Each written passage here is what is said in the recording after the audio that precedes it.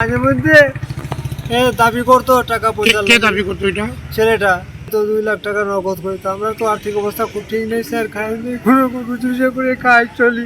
খায়ের কাছেও নেই, কোনো সময় 5,000 2,000 টাকা দিয়ে তার মিল করিয়ে রাখে। এরপরে কিছুদিন খায়, এরকম করতে করতে হঠাৎ ওই দিন গতকালকে মারিয়া ফালাই দিল। স্যার ফোন করিয়া কইল যে আপনার মেয়ে কুয়াত পড়ে গেছে, একটু আই তাড়াতাড়ি আইয়া দেখা করে।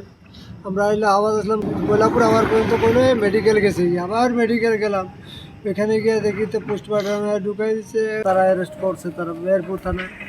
উচিত মতো বিচার হোক, যাতে আমরা আত্মাটা শান্তি হোক। করতো প্রায় মাঝে মাঝে করতো, বাইক লাগে, তার 2 লাখ টাকা লাগে। তখন এই কিছুটা দেই, তারে আবার খুশি মনে চলে যায়। আবার এরকম গিয়ে কিছু টাকা করে শেষ করলে এরপরে আবার এরকম করে আবার এরকম খালি করে। না, মারপিট করতো না। একবার বড় ধরনের করলো, তারও 2জন গ্রামের মানুষ, আমরা এখানে মানুষ 2জন নিয়ে তার এখানে গিয়া বুঝিয়া সুঝিয়া সমঝাইয়া শেষ করলাম। পলিটিক্যালও করে, আর ওই আপনার বিজেপির সেক্রেটারি না প্রেসিডেন্ট আছে, পিটাপিটি করতো, মারামারি করিয়া। আমার মেয়ের কুয়াতে মারিয়া ফেলাইছে। আমি আছি না, আমার সত্য বিচার যাতে কানুন দ্বারা আমার হয়েছে স্যার। আমি কানুন কর্মী ঘর আছি, যাতে আমার আত্মাটা শান্তি হোক স্যার। তার টাকা পয়সা লাগিয়ে আমার উপরে কাছে দাবি, তারা আমি বুঝি করিয়া খাই যায়।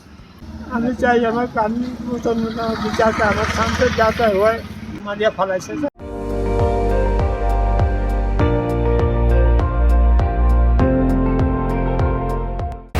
আপুনি চাই আছে ND24, সৰ্বশ্ৰেষ্ঠ নহয় সৰ্বোত্তমৰ দৌৰ।